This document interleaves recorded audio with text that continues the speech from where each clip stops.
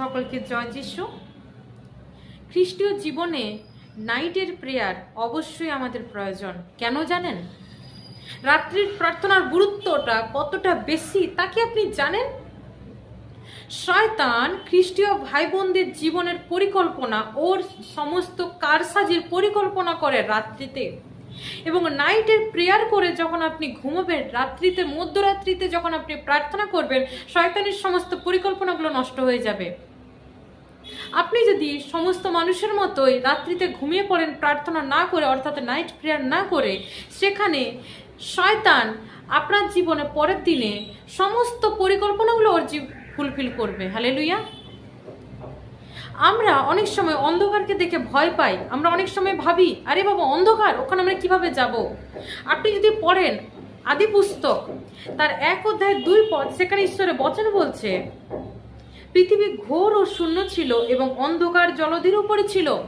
ঈশ্বরের আত্মা অন্ধকার জলধির মধ্যে সে ঘোরাঘুরি করছিল এবং তারপরেই সেখানে প্রাণ জন্মালো।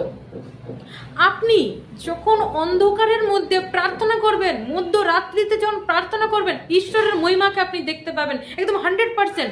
আজ আপনি যে কোনো বন্ধনের মধ্যে আছেন, যে কোনো সমস্যার মধ্যে আছেন, বিশ্বাসের সহিত আপনি মধ্যরাত্রে প্রার্থনা করুন। নাইট প্রেয়ার আমাদের জীবনে প্রত্যেকটা সন্তানের জন্য প্রয়োজন। এ আমার কথা না, বাইবেলের কথা। সদাপ্রভু প্রত্যেকটা দাস দাসীর সাথে কথা বলেছে মধ্যরাত্রে। আমি রেফারেন্স দেখাবো, আপনি বাইবেল খুলুন।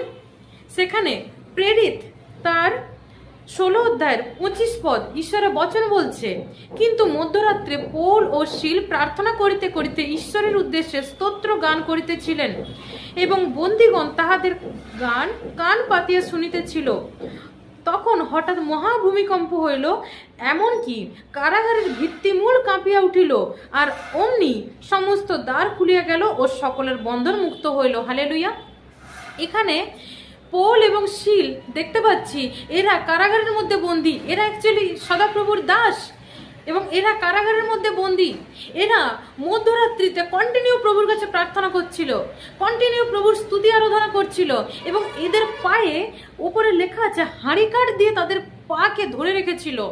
কিন্তু এরা যখন মধ্যরাত্রিতে প্রার্থনা করছিল, এরা যখন প্রভুর স্তুতি আরাধনা করছিল প্রভুর উদ্দেশ্যে, তখন এদের সমস্ত সমস্যাগুলো, এদের যে পায়ে হাঁড়িকাঠ পরানো ছিল, সে হাঁড়িকাঠগুলো ভেঙে গেল এবং তারা অদ্ভুত রকম অনুভূতি পেল। তারা দেখলো যে ভূমিকম্প হচ্ছে, যে তারা যে 4 দেওয়ালের মধ্যে আছে, সেই 4 দেওয়ালের মধ্যে ভূমিকম্প হচ্ছে এবং তাদের সব বন্ধনগুলো ভেঙে যাচ্ছে। এবং তারপরেই আমরা দেখতে পাই সে বন্দীগণ পালিয়ে গেল।